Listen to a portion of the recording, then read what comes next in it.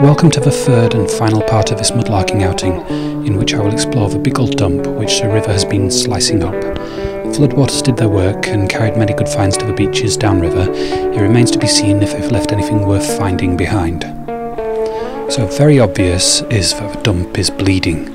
The iron things in the dump have rusted, and the iron oxide has been lubricated in its descent by groundwater, down through all the layers of old trash to the clay layer where it can sink no further, and now it's seeping out of a wound that the floodwaters have cut. It isn't great for the river, but there's not much that can be done.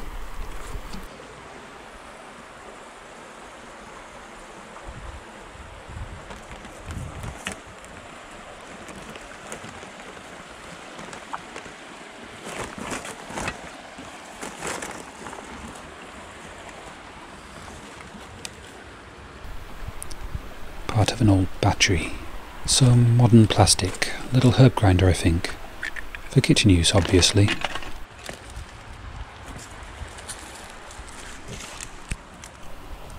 Nope. Can't get at whatever it is. A big piece of roofing lead. I don't want that in the river. And it's probably worth £1 or £2 as scrap.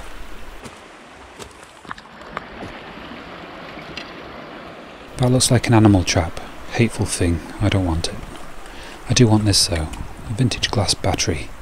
And it looks almost complete.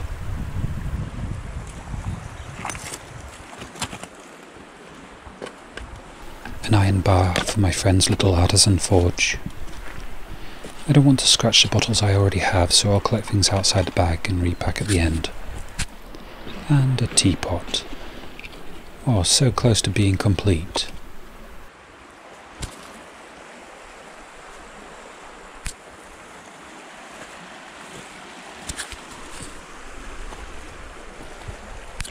Oh wow, another glass battery.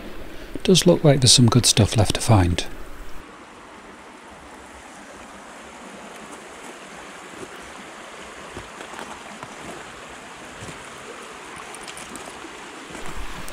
Some lead-shielded electric cable.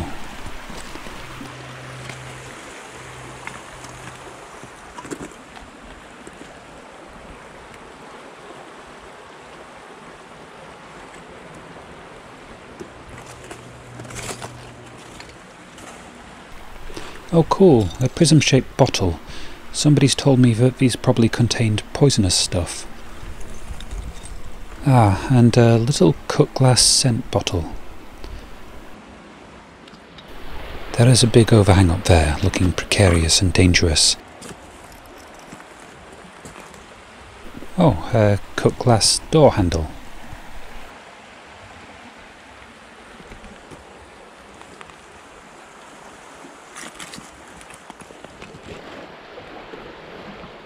So many layers, 30-something years of a town's trash, from a time before the disposable consumerism of now. And it stretches more than 100 feet long, 30 to 40 feet tall, no knowing how far back into the hillside it goes.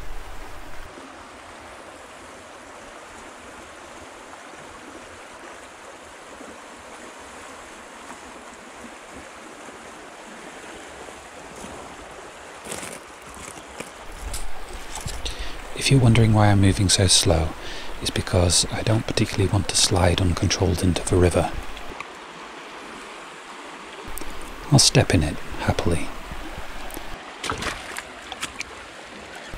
A lead plate from an old battery.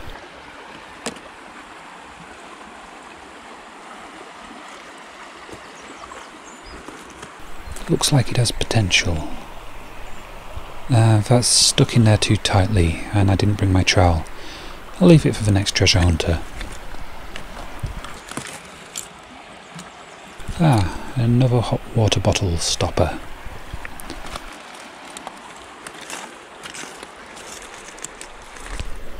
Looks like a very crushed metal box. It's wedged in too tightly to attempt to extract it today. Plastic. And part of a figurine.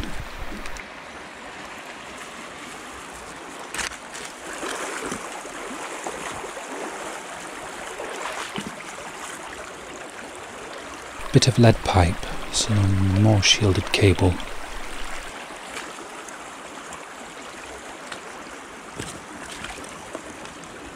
And a little lens-shaped piece of lead.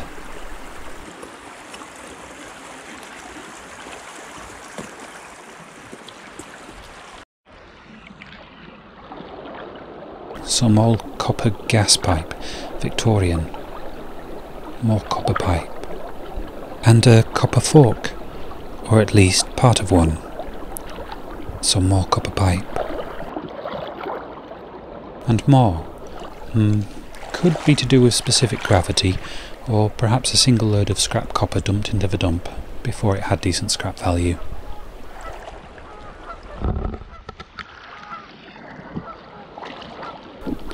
There's a little grouping of pieces down there. It looks like it's from an old cast iron toy. Brass handle. And some copper wire. There's a big plastic bag down there, and I could certainly use another bag right now. It's in deep though, too deep for my wellies.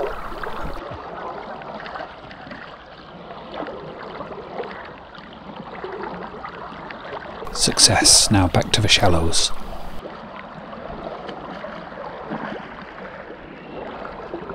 Is that... oh, I see something. I love all toys, even the broken ones like this. Occasionally just stop and appreciate the place.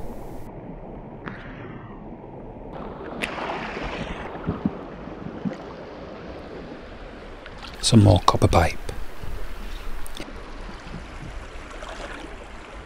There's a little clump of interesting shapes down there. Hold your breath.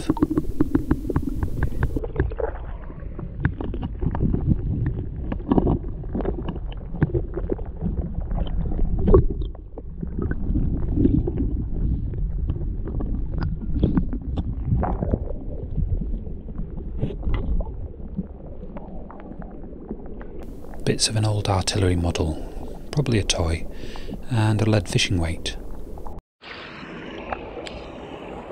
A little brass ring, and an old brass piece of a Victorian gas lamp.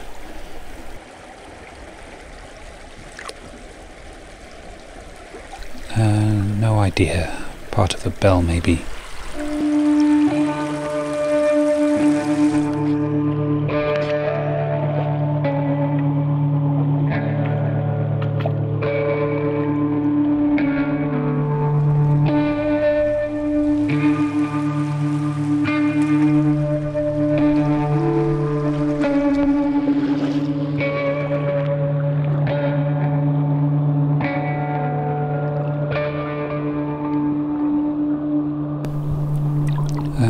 A toy ladder.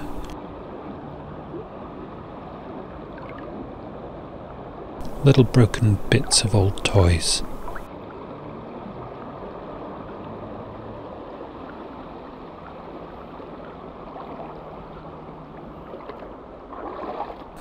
This is going to be precarious.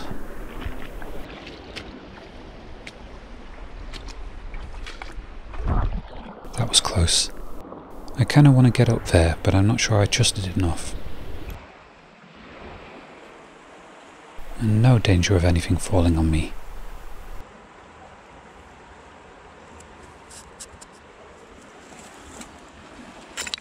Bottleneck, still with a cork in. Doesn't seem like wood rots much in this dump. Oh, part of an old toothbrush. Only the second such piece I've found. A bit of an overhang, and a little cast iron toy. It's a sleigh, I think.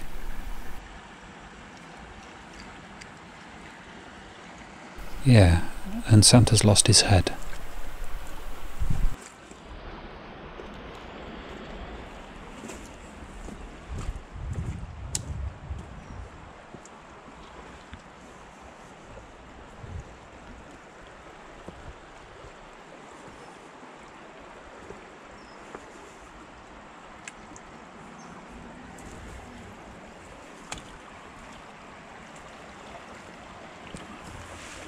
Little circle thing of brass.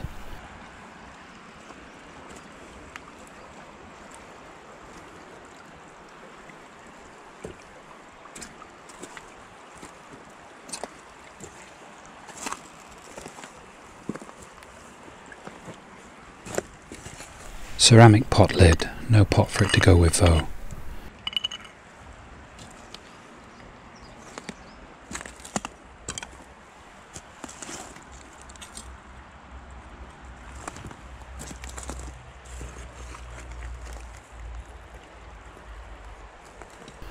Oh wow, I actually think I've filmed this before.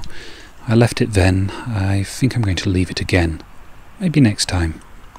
Ah, that's a nice piece of glass colour, though whatever it was probably quite ugly, at least to my taste. Looks like some intrepid bottle diggers have been here. Yep. But there was no sign whatsoever of anyone having picked over the beach downriver. I guess I can understand the danger thrill, but this is such an unstable cliff face, I wouldn't like to risk cutting into it.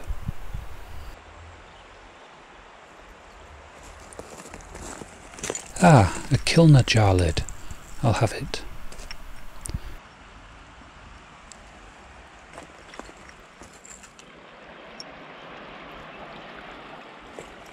I've reached the end of the dump and I haven't found many good bottles. I think someone's harvested them. And that's fine, I've already got more good finds than I can really carry. So back through this precarious mess, and up a hill that slides down, carrying 2 heavy bags and the one on my back. And I am tired. That's quite a sweet little oriental style bowl. I am not going to try and get it though.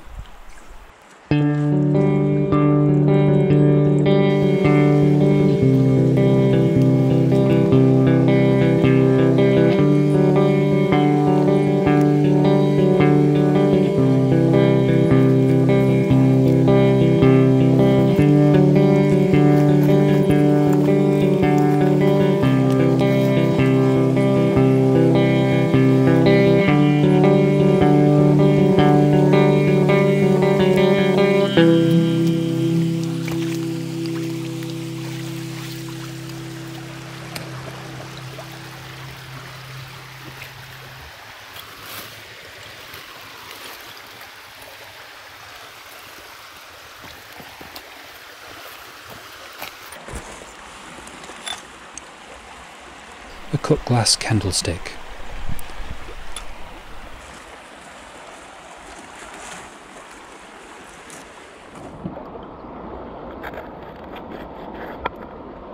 Huh, that's quite a nice bottle.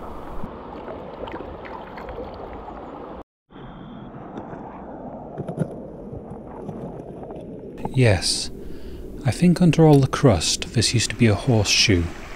That's the first one of those that I found.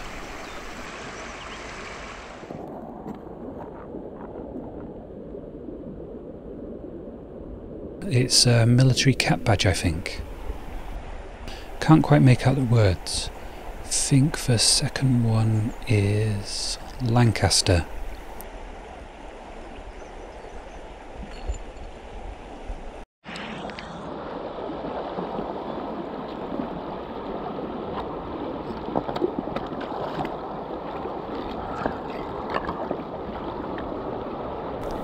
This is intriguing. Feels like stone. Ah, it's a base for something. A lamp, a statue, take your pick. It's too heavy for me today though. Nearly out of here, and can't resist one last intriguing thing. That's a very pretty jar. Screw top, but it would look good cleaned up with fairy lights in it, just by a path in the garden at night.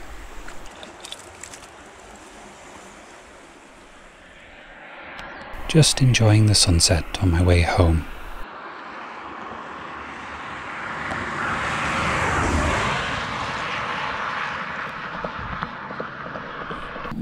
And finally, it's roundup time.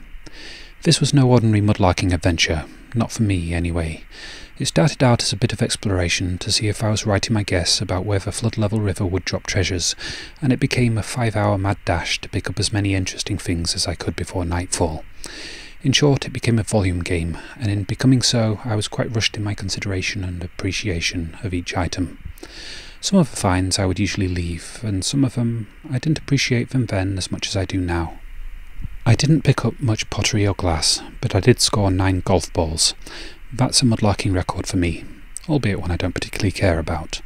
I found 17 bottle stoppers in various styles, which is also a record. There are some interesting ones in there, but I'm being a little secretive about breweries who got their names on them, because I'm being a little secretive about the location, and the majority of them have very local origins. I don't want to explicitly reveal the location of a dump, because I'd quite like to make a few more videos there before the well of finds runs dry.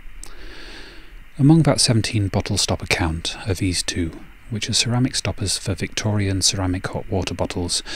They're not particularly rare, but I haven't found many, and I'm pretty happy to find one still in a portion of a bottle.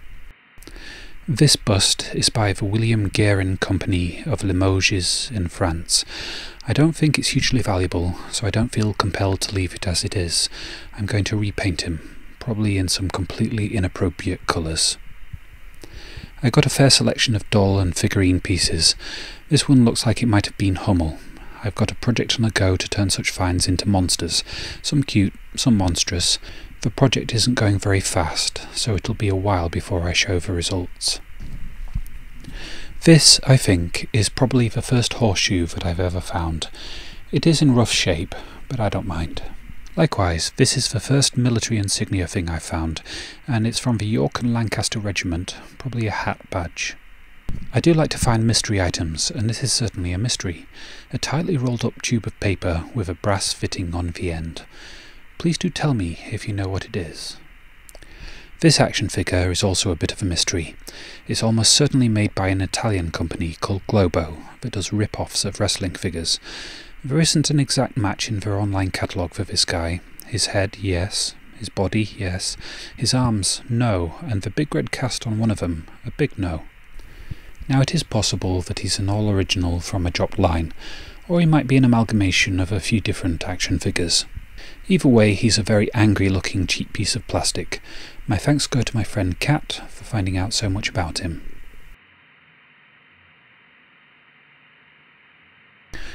Old game pieces are always fun to find. This one is much plainer than the previous one I found. One day I'd quite like to learn how to play the game that this is a piece for. I think I need 5 of them though. I've included these vintage glass batteries in the roundup because my brother wants them. He was quite surprised by how complete they are, and he wants to try and restore at least one of them to working condition. And now, what to say about Squashed Horse. That's the name I've given him, and I do love him. He's probably made of polyvinyl acetate. He has a slightly rubbery smell.